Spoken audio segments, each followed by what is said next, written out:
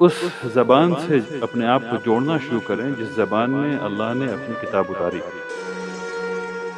وہ امت جس کو تعلیم کے لیے دنیا کی قیادت کے لیے بنایا گیا تھا، اس کو تعلیم کے ذریعے دنیا کی قیادت کرنی چاہیے.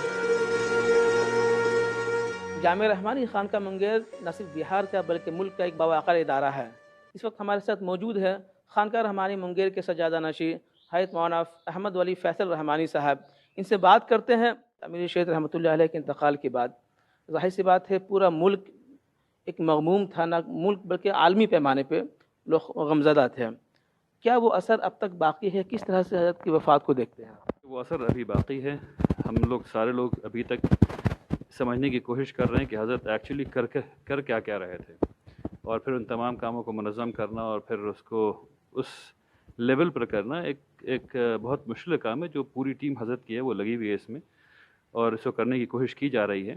لیکن خلا بہت بڑا ہے اور اس کو انشاءاللہ وقت لگے گا اور پر کرنے کی کوشش کریں گے جو اللہ نے صلاحیت دی ہے اور جو حضرت نے ٹیم چھوڑی ہے ان کے ساتھ مل کر کے باذن اللہ. ظاہر سی بات ہے کہ جامعہ رحمانی کا ایک جو اپنا پلیٹ فارم ہے اور نہ صرف بہار بلکہ ملکی پیمانے دیکھا جاتا ہے.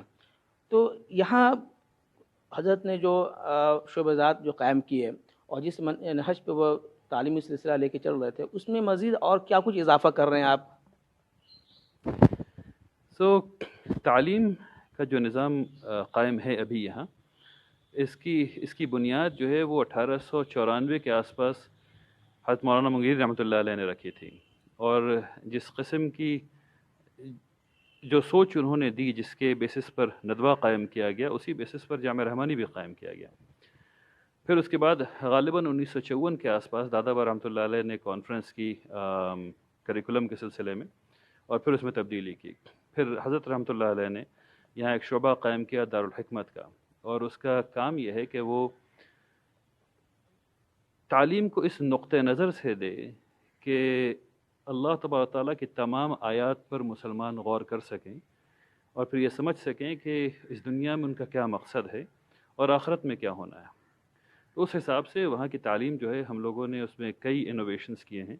مثلاً جو جدید جو علوم ہے، یعنی سائنسز جو ہیں، فزکس ہے، کیمسٹری ہے، بایولوجی ہے، ان تمام چیز کو عالمیت کے کورس میں شامل کرنے کی کوشش کی ہے اور اس کو اسی اعلیٰ درجے کے سے پڑھانے کی کوشش کر رہے ہیں ہم لوگ، جس سے کہ بچے کسی بھی اچھے اسکول سے پڑھ کر کے نکلتے ہیں. تو اس قسم کا کام ہم لوگ کر رہے ہیں، اور اس کے ساتھ ساتھ تربیتی، یعنی جیسے کہ اسٹوڈنٹ سینٹرڈ لرننگ ہے یا پازیٹیو ڈسپلن کا جو کانسیپٹ ہے، ان تمام کانسیپٹس کو ہم لوگ اپلائی کرنے کی کوشش کر رہے ہیں جامعہ رحمانی میں ابھی الحمدللہ. اچھا یہ بتائیے، چونکہ حضرت امیر شیخ رحمۃ اللہ علیہ نے جس طریقے سے ٹھٹی رحمانی کو قائم کیا اور جس کا فیض ہم دیکھتے ہیں کہ پورے نہ صرف بہار بلکہ ملکی پیمانے پہ بچے یہاں سے جڑ رہے ہیں اور ایک اچھے کمپٹیشن کو طے کر کے وہ آگے نکلتے ہیں. کیا ٹھٹی رحمانی کی طرح جس طرح پٹنہ میں قائم ہے دیگر اضلاع میں بھی قائم کرنے کا منصوبہ ہے؟ رحمانی 30 پورے ہندوستان سے، کشمیر سے لے کے بنگلور تک اور ادھر آسام سے لے کر کے راجستھان تک ہر جگہ سے بچوں کو سلیکٹ کرتا ہے. اور ابھی رحمانی 30 پٹنہ میں، جہان آباد میں، حیدرآباد میں، مہاراشٹر اورنگ آباد میں، بنگلور میں موجود ہے.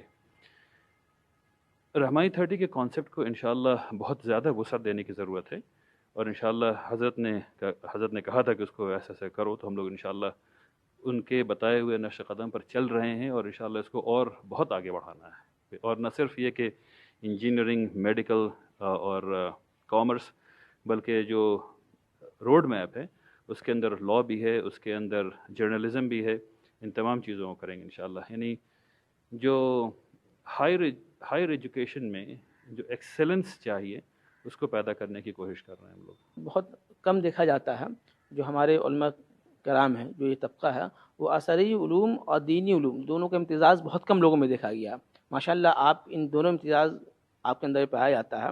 تو خاص طور سے جو مسلم ہے بہار میں، تو یہ طبقہ تعلیم کے لحاظ سے بہت پیچھے ہے. تو اس بارے میں کیا خیال ہے کہ اس کو اس پٹری پہ کس طرح سے لایا جا سکتا ہے؟ جمعہ کا ممبر اس سے کام لینا چاہیے اور لوگوں کو بتانا چاہیے کہ وہ امت جس کو تعلیم کے لیے دنیا کی قیادت کے لیے بنایا گیا تھا، اس کو تعلیم کے ذریعے دنیا کی قیادت کرنی چاہیے۔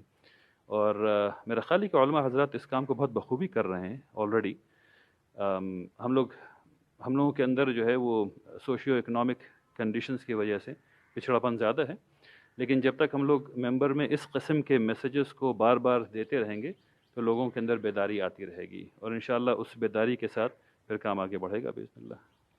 چونکہ امیر ارشاد رحمۃ اللہ علیہ کے انتقال کے بعد اب لوگوں کی نگاہ آپ کی طرف ہے، اب چاہے وہ امارت شریعہ ہو یا مسلم پرسنل لا بورڈ ہو یا اسی طریقے سے ملک اور دیگر اہم ادارے ہیں، اگر وہاں سے اگر لوگ آپ کی خدمت لینا چاہیں، آپ کو بلانا چاہیں کہ آپ یہاں کے آئیے اور جو آپ کی فکر ہے آپ ہم سے سادہ کیجیے، پیش کیجیے، تو کیا آپ ان اداروں میں جائیں گے؟ آپ آپ کا سوال جو ہے وہ دو لیول پر ہے۔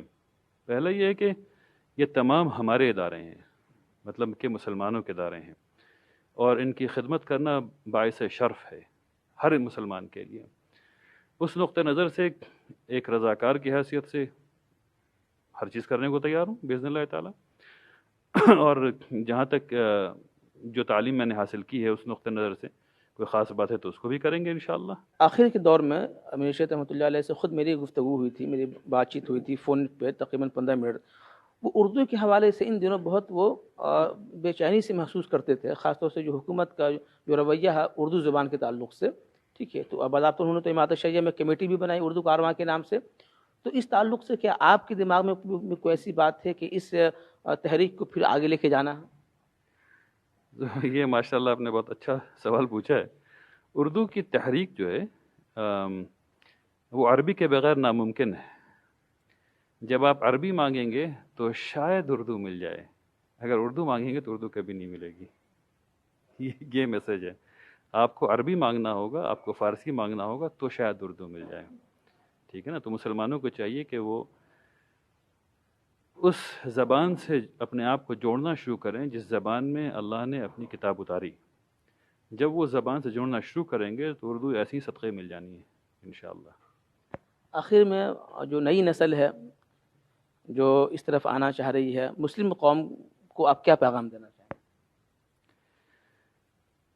دین اور تعلیم کی طرف لوٹنا ہے، دونوں ہی۔ دین تعلیم کے بغیر سمجھ میں نہیں آتا، اور تعلیم دین کے بغیر کوئی شے نہیں، تو دونوں کی طرف لوٹنا ہے۔ جب وہ لوٹیں گے انشاءاللہ تو پھر کامیابی ملے گی۔ بات کرنے کے لیے شکریہ۔ بارک اللہ فیکم جمیعاً۔